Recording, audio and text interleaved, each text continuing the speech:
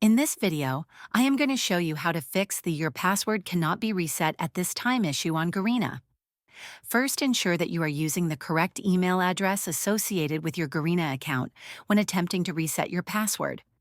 If you're sure the email is correct, check your email inbox for any messages from Garena, including your spam or junk folders, as the password reset email might have been filtered there.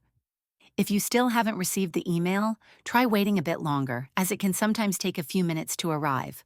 Next, try resetting your password again. Go to the Garena login page, click on Forgot Password, Zrenia, and follow the prompts to enter your email address. If you continue to encounter issues, try clearing your browser cache or using a different browser or device to attempt the reset. If the problem persists, it's best to contact Garena customer support directly for further assistance. Provide them with your account details and explain the issue you're facing. They should be able to help you resolve the password reset problem. If this video helped you, please like and subscribe to the channel.